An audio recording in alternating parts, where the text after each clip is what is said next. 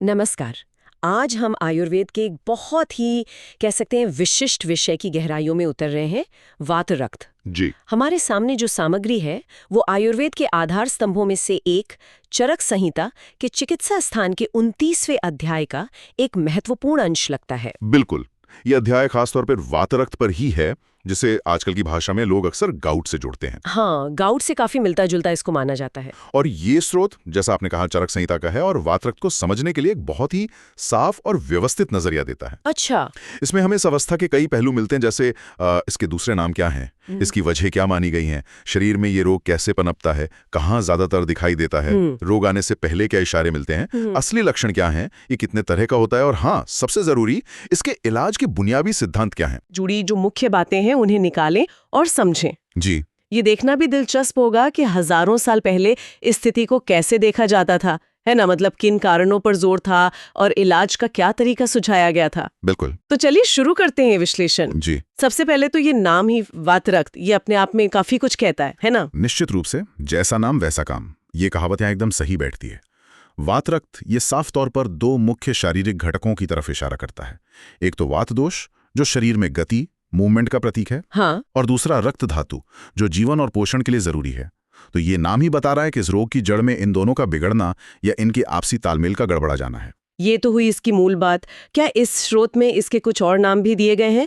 कभी कभी पुराने नामों से भी हालत के बारे में कुछ अलग जानकारी मिल जाती है। हाँ, बिल्कुल मिलते हैं। चरक समर्था इस स्थिति के लिए कुछ पर्यायवाची शब्द भी बताती है, जिनसे इसके स्वरूप पर और रोशनी पड़ती है, जैसे कि वातब्लास, आद्यवात, वातशोणित और खुड्ड रोग। आढ़्यवात, ये थोड़ा अलग सा लगा सुनने में। आढ़्य का मतलब तो अमीर या धनी होता है, इसका क्या कोई खास ताल्लुक है? ये एक बहुत ही दिलचस्प नुक्ता है। ये एक मुमकिन वजह हो सकती है कि इसे आद्यवात क्यों कहा गया। हो सकता है कि उस जमाने में ये बीमारी उन लोगों में ज्यादा दिखी जाती हो जो संपन्न थे। अच्छा। और जिनकी जीवन शैली या खानपान, जैसे बहुत ज्यादा पौष्टिक, भारी खाना या फिर शारीरिक मेहनत की कमी, इस रोग के कारणों से शायद मेल खाती हो। ये उस वक्त के समाज, अर्थव्यवस्था और सेहत के बीच एक संभावित रिश्ते की तरफ इशारा करता है। ये तो बहुत रोचक बात है। और बाकी नाम, वातशोणित और खुड रोग? वातशोणित तो सीधा है, वात और शोणित यानी रक्त का संबंध।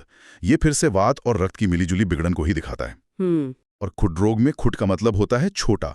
शायद ये नाम इसलिए पड़ा क्योंकि ये रोग अक्सर शरीर के छोटे जोड़ों को, जैसे हाथ और पैरों की उंगलियों के जोड़ों को, पहले और ज्यादा प्रभावित करता है। हाँ, ये बात समझ में आती है। तो ये नाम सिर्फ पर्यायवाची नहीं है, ये रोग के मिजाज, मुमकिन वजहों और प्रभावित जगहों के बारे में हल्के संकेत भी देते हैं। सच में ये नाम ही कहानी का एक हिस्सा बयान कर रहे हैं। तो इन नामों और मूल अवधारणा के बाद सबसे जरूरी सवाल उठता है, इस रोग के कारण क्या हैं?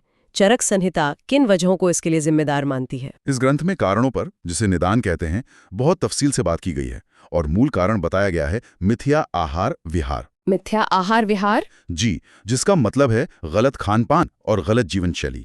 ये एक बड़ा शब्द है जिसके अंदर कई बातें आ जाती हैं। ये सुनने में तो काफी बड़ा दायरा लगता है। इसमें क्या क्या शामिल है? इसे हम दो हिस्सों में देख सकते हैं, विहार यानी जीवन शैली और आहार यानी खानपान। ठीक है। जीवन शैली के स्तर पर देखें तो ये ग्रंथ सुकुमार प्रकृति वाले लोगों का जिक्र करता है, यानी जिनका शरीर स्वभाव से कोमल, नाजुक या कहें कि ज्यादा संवेदनशील होता है, उनमें इसकी आशंका ज्यादा हो सकती है। अच्छा, मतलब जिनका कॉन्स्टिट्यूशन डेलिकेट हो। हाँ, कुछ वैसा ही। साथ ही अव्यायाम यानी शारीरिक मेहनत या कसरत की बिल्कुल कमी, दिवास्वप्न यानी दिन के वक्त सोना। ओह, दिन में सोना। जी। और रात्रि जागरण यानी रात में देर तक या पूरी रात जागना, और क्रोध यानी बहुत ज्यादा गुस्सा करना, ये सब जीवन शैली से जुड़े कारण गिनाए गए हैं। दिन में सोना, रात में जागना, कसरत ना करना, ये बातें तो आजकल की जिंदगी में बहुत ही आम हो गई हैं। खानपान के बारे में क्या बताया गया है? खानपान से जुड़े कारण भी उतने ही अहम हैं। चरक संहिता कई खास तरह की खानपान की गलतियों का जिक्र करती है, जैसे विरुद्ध अध्यर्षण अजीर्ण। ये क्या है? विरुद्ध मतलब बेमेल भोजन, इनकम्पैटिबल फूड कॉम्बिनेशंस, जैसे दूध के साथ खट्टी चीजें या नमक वाली चीजें खाना। हाँ, सुना है इसके बारे में। अध्यशन मतलब जरूरत से ज्यादा खा लेना, ओवर ईटिंग। और अजीर्ण मतलब पिछला खाया हुआ खाना पचने से पहले ही दोबारा खा लेना। अच्छा, पचने से पहले ही खा लेना। जी। और फिर भोजन के प्रकार पर भी जोर है। जैसे क्लिन यानी सड़ा गला, बासी या बहुत ज्यादा नमी वाला खाना। शुष्क यानी बहुत रूखा भोजन। अवेशंदी भोजन, जो शरीर के सूक्ष्म रास्तों में, चैनल्स में रुकावट या चिपचिपाहट पैदा करें। और आनूप मांस यानी दलदली या पानी वाले इलाकों में रहने वाले जानवरों का मांस। खासतौर पर कुछ स्वाद, रस अगर जरूरत से ज्यादा लिए जाएं तो नुकसानदेह बताए गए हैं। लवण, नमक, अम्ल, खट्टा, कटु, तीखा और क्षार, अल्कलाइन। नमक, खट्टा, तीखा, हाँ इनका ज्यादा इस्तेमाल। हाँ, इनके अलावा विदाही अन्न यानी ऐसा खाना जो शरीर में जलन या गर्मी पैदा करे, और बहुत ज्यादा स्निग्ध यानी तेल घी वाला और उष्ण गर्म तासीर वाला भोजन खाना भी वातरक्त के कारणों में शामिल है। ये तो कारणों की एक बहुत लंबी लिस्ट है जो खानपान और जीवन शैली दोनों पर बहुत गहरा ध्यान देती है। अब सवाल ये है कि ये सब कारण मिलकर शरीर के अंदर रोग को पैदा कैसे करते हैं? वो प्रक्रिया क्या है जिसे आयुर्वेद संप्राप्ति कहता है? क्या ये स्रोत इस पर रोशनी डालता है? हाँ, चरक संहिता रोग की उत्पत्ति की प्रक्रिया यानी संप्राप्ति को साफ तौर पर समझाती है। इन कारणों के इस्तेमाल से, जैसा हमने अभी बात की, मुख्य रूप से शरीर में वात दोष और रक्त धातु ये दोनों बिगड़ जाते हैं, दूषित हो जाते हैं। अच्छा, वात और रक्त दोनों? जी, ये दूषण अलग अलग भी हो सकता है, मतलब वात अलग से बिगड़े और रक्त अलग से, या फिर दोनों एक साथ भी खराब हो सकते हैं। तो वात और रक्त दोनों बिगड़ गए, फिर क्या होता है? जो मुख्य प्रक्रिया वातरक्त को जन्म देती है वो ये है कि जब वात दोष अपनी वजहों से बहुत ज्यादा बढ़ जाता है यानी प्रकोपित हो जाता है, तो वो पहले से बिगड़े हुए रक्त धातु के सामान्य बहने के रास्ते में रुकावट पैदा कर देता है, उसे रोक देता है। हाँ, इस प्रक्रिया को आवरण कहा गया है। जैसे मानो बढ़े हुए वात ने रक्त के रास्ते को ढक लिया हो या ब्लॉक कर दिया हो। स्रोत ये भी कहता है कि कभी कभी रक्त अपने आप भी दूषित हो सकता है, लेकिन वातरक्त की खास स्थिति तब बनती है जब ये बढ़ा हुआ वात बिगड़े हुए रक्त के रास्ते को रोकता है। यही असल खराती है। तो वात का रक्त के रास्ते को रोकना, यही इस रोग का सेंटर पॉइंट। ये साफ हुआ। अब ये रोग शरीर में मुख्य रूप से कहाँ अपना असर दिखाता है? किन अंगों या जगहों का जिक्र है? स्थान के बारे में ये ग्रंथ काफी साफ बताता है। इसके मुख्य ठिकाने हैं हस्त, हाथ, पाद, पैर और अंगुली, खासकर हाथ और पैरों की उंगलियां। हाथ, पैर, उंगलियां। जी। साथ ही ये भी कहा गया है कि कभी-कभी ये सर्वसंधि यानी शरीर के सभी जोड़ों, जॉइंट्स को भी प्रभावित कर सकता है, लेकिन अक्सर इसकी शुरुआत छोटे जोड़ों से ही होती है, जैसा कि खुड़ो रोग नाम से भी इशारा मिलता है। छोटे जोड़ों से शुरुआत, ये ध्यान रखने वाली बात है।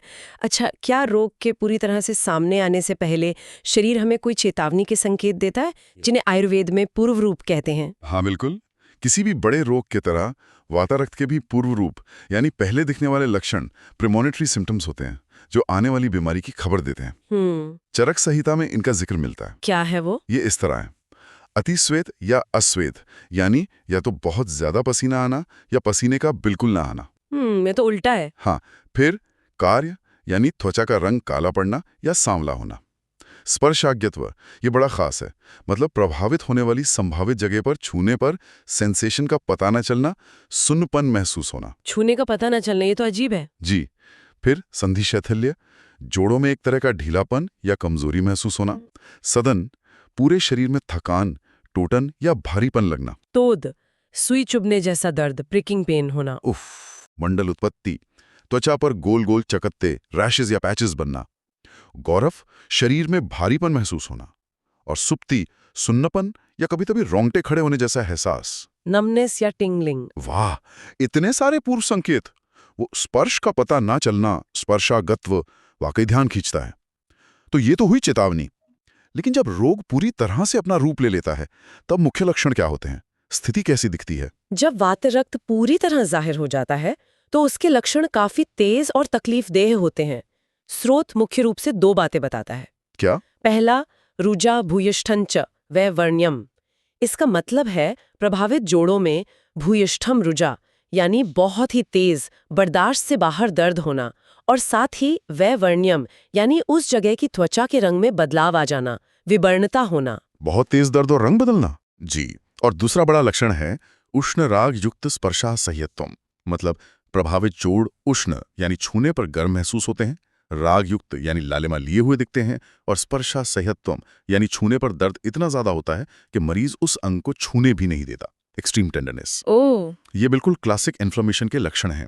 दर्द, गर्मी, लाली और छूने में बहुत ज्यादा तकलीफ। सुनने में ये काफी दर्दनाक लग रहा है। तेज दर्द, गर्मी, लाली और छू भी ना पाना।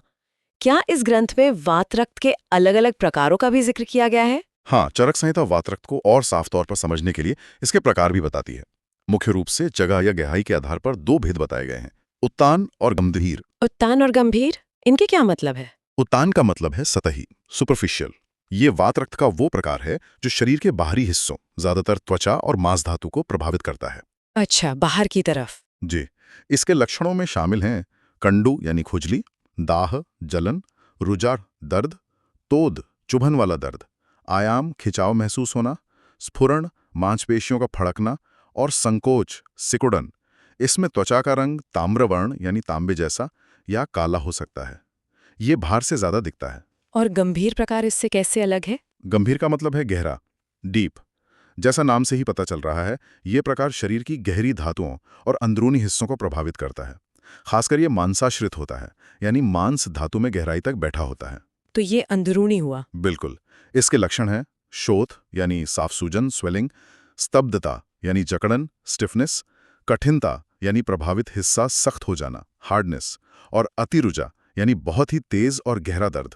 इसमें दर्द ज्यादा गहरा होता है। हाँ, बहुत तेज और गहरा। इसमें भी त्वचा स्निग्ध, तैलीय जैसी, श्याव, हल्का नीला या बैंगनी जैसा डस्की या ताम्र वर्ण की हो सकती है, लेकिन गंभीर प्रकार में सूजन ज्यादा साफ और गहरी होती है और दर्द भी बहुत ज्यादा होता है। तो एक तरह से एक बाहरी या सतही रूप है और दूसरा अंदरूनी या गहरा। ये वर्गीकरण समझने में मदद करता है। बिल्कुल। इसके अलावा एक और वर्गीकरण भी मिलता है जो दोषों के ज्यादा होने पर आधारित है। अच्छा। इसके हिसाब से वातरिक्त के 8 प्रकार बताए गए हैं। वातज, जिसमें वात ज्यादा हो, पित्तज, पित्त ज्यादा हो, कफज, कफ ज्यादा हो, फिर मिले जुले वात पित्तज, वात कफज, पित्त कफज, फिर त्रिदोषज या सन्निपातज, जिसमें तीनों दोष बिगड़े हों, और 8वां है रक्तज, जिसमें खून की खराबी मुख्य हो। 8 प्रकार? जी, ये वर्गीकरण इलाज की नजर से अहम होता है, क्योंकि इलाज करते वक्त किस दोष को पहले शांत करना है, ये इसी से तय होता है। उपचार के सिद्धांत सुझाती है। चिकित्सा सिद्धांतों यानी चिकित्सा सूत्र पर भी यह ग्रंथ रोशनी डालता है। वातरक्त के इलाज में सबसे प्रमुख और पहला कदम जो बताया गया है वो है रक्तमोक्षण। रक्तमोक्षण मतलब खून निकालना? हाँ, शरीर से दूषित खून को बाहर निकालना, थेरेप्यूटिक ब्लड लेटिन। इसे वातरक्त की खास चिकित्सा माना गया है। एक सूत्र आता है विशुद्धम शाखानुगम अनिलम, जो शायद ऐसी हालत की तरफ इशारा करता है जहां वात तो बढ़ावा है लेकिन खून अभी पूरी तरह बिगड़ा नहीं है या उसे निकाला जा सकता है। ऐसी हालत में रक्तमोक्षण खास फायदेमंद है। रक्तमोक्षण, ये तो सुनने में थोड़ा गंभीर लगता है। इसके क्या तरीके बताए गए हैं और क्या इसमें कोई खतरा भी है? हाँ, तरीके कई बताए गए हैं जिन्हें मरीज की हालत और दोष की स्थिति देखकर चुना जाता होगा। जैसे श्रिंग, जानवर के सींग का इस्तेमाल करके खून खींचना, जलौका, मेडिसिनल लीचेस यानी जोंक लगाना। जोंक, अच्छा जी। अलाबू लौकी या तुम्बी जैसे बर्तन का इस्तेमाल सक्शन के लिए करना, प्रच्छान या त्वचा पर हल्के हल्के चीरे लगाकर खून निकालना, और सिरावयद यानी सीधे नस से खून निकालना। लेकिन, और ये बहुत जरूरी है, स्रोत इसके अंधाधुंध इस्तेमाल के खिलाफ सावधान भी करता है। अच्छा, क्या सावधानियां बताई गई हैं, ये जानना जरूरी है। बिल्कुल। चरक संहिता साफ हिदायत देती है कि रक्तमोक्षण कब नहीं करना चाहिए। कब नहीं? मिसाल के तौर पर, अगर मरीज बहुत कमजोर हो या जब रोग में सिर्फ रूखा वात बहुत ज्यादा बढ़ा हुआ हो, यानी खून की खराबी उतनी खास ना हो, सिर्फ वात का रूखापन बढ़ा हो, या फिर रोग में उपद्रव यानी परेशानियां, कॉम्प्लिकेशंस पैदा हो गई हों, ऐसी हालतों में रक्तमोक्षण करने से मना किया गया है। ये संतुलन और समझदारी से इलाज करने का बेहतरीन उदाहरण है। ये सावधानी बरतना वाकई जरूरी है। रक्तमोक्षण के अलावा क्या किसी खास दवा या योग का भी जिक्र मिलता है? हाँ, एक खास तेल योग का जिक्र प्रमुखता से मिलता है, जिसे पिंड तेल कहा गया है। पिंड तेल, ये क्या है, कैसे बनता है और इसका इस्तेमाल क्या है? चरक संहिता इसके बनाने की चीजों और तरीके का बड़ा सुंदर वर्णन करती है। बताइए। घटक द्रव्य, इंग्रेडिएंट्स। इसमें मुख्य रूप से तिल का तेल 1 हिस्सा, मधुशिष्ट यानी मधुमक्खी का मोम, तेल का चौथाई हिस्सा, सरजा रस यानी साल पेड़ की राल, ये भी तेल का चौथाई हिस्सा, और मंजिष्ठा, जिसे मजीट भी कहते हैं, का इस्तेमाल होता है। मजीट, मोम, राल और तिल का तेल, ठीक है। निर्माण विधि, प्रिपरेशन। तरीका यह है, पहले तिल के तेल को मंजिष्ठा के क्वाथ, काढ़ा और कल्क, पिसी हुई लुगदी या पेस्ट के साथ मिलाकर पकाया जाता है। ये आयुर्वेद की जानी मानी तैल पाक विधि है, जिससे मंजिष्ठा के गुण तेल में आ जाते हैं। तेल पकाने की विधि? जी। जब ये तेल सिद्ध हो जाता है, यानी पानी का हिस्सा पूरी तरह उड़ जाए और तेल में दवा के गुण आ जाएं, तब इसे छानकर इसमें पिघला हुआ मोम और सरजरस मिला दिया जाता है। ठंडा होने पर यह गाढ़ा तेल या मलहम जैसा बन जाता है। अच्छा, तो ये एक तरह का मलहम बन जाता है। हाँ, गाढ़ा सा। उपयोग स्पिन तेल के बारे में कहा गया है कि ये वातरक्त की वजह से होने वाले दर्द, जलन वगैरह को शांत करता है। इसका इस्तेमाल बाहर से अभ्यंग यानी मालिश के लिए किया जाता है। अच्छा, तो ये एक बाहरी लेप या मालिश का तेल है जो दर्द और जलन में राहत देता है। जी, तो कुल मिलाकर इस स्रोत से वातरक्त की पहचान से लेकर इलाज तक की एक पूरी तस्वीर मिलती है। बिल्कुल। संक्षेप में देखें तो चरक संहिता वातरक्त को वात दोष और रक्त धातु की मिलीजुली खराबी मानती है, जो खास तौर पर हाथ पैर के छोटे जोड़ों पर असर करती है। हाँ, हमने इसके अलग अलग नाम और उनके मतलब देखे, कारणों की लंबी लिस्ट, खासकर खानपान और जीवनशैली की भूमिका, रोग के पनपने का तरीका, वात का रक्त के रास्ते को रोकना, पहले दिखने वाले लक्षण जैसे छूने का पता न चलना, मुख्य लक्षण तेज दर्द, गर्मी, लाली, छूने में तकलीफ, और दो मुख्य प्रकार उत्तान सतही और गहरा गहरा समझें। और इलाज में रक्तमोक्षण और पिंड तेल। जी, इलाज में रक्तमोक्षण सावधानियों के साथ और पिंड तेल जैसे बाहरी उपचारों का महत्व देखा। ये जानकारी अपने आप में बहुत गहरी और व्यवस्थित है। हाँ, लेकिन यहाँ ये दोहराना जरूरी है कि ये सारी जानकारी चरक संहिता जैसे एक खास और प्राचीन आयुर्वेदिक ग्रंथ के एक खास अध्याय पर आधारित हैं। जी, ये उस जमाने के ज्ञान, तजुर्बे और इलाज के नजरिए को दिखाती है। इसे आज के आधुनिक चिकित्सा विज्ञान या किसी व्यक्ति विशेष के लिए सीधे तौर पर पूरी और आखिरी इलाज की सलाह नहीं माना जाना चाहिए। ये बात साफ होनी चाहिए। हमारा मकसद सिर्फ इस स्रोत में जो ज्ञान है उसे बिना किसी पक्षपात के पेश करना था, न कि किसी खास तरीके का समर्थन या विरोध करना। ये स्पष्टीकरण महत्वपूर्ण है। हम सिर्फ स्रोत का विश्लेषण कर रहे हैं। लेकिन एक बात जो मुझे बार बार सोचने पर मजबूर कर रही है वो ये है कि ये प्राचीन ग्रंथ शरीर के दो अहम गतिशील तत्वों वात गति, नर्वस सिस्टम का काम और रक्त पोषण सर्कुलेशन के आपसी संतुलन पर कितना गहरा जोर देता है। हाँ, इनका संतुलन बिगड़ना ही रोग का मूल कारण बताया गया है। हाँ, बिल्कुल सही कह रहे हैं। ये वाकई सोचने वाली बात है। ये दिखाता है कि शरीर एक पेचीदा और एक दूसरे से जुड़ा हुआ सिस्टम है। अलग अलग हिस्सों का आपसी तालमेल ही सेहत है और उस तालमेल का टूटना ही बीमारी। वात और रक्त का ये संघर्ष और उसे फिर से संतुलित करने की कोशिश आयुर्वेद के मूल सिद्धांतों में से एक है, जो आज भी प्रासंगिक लगता है।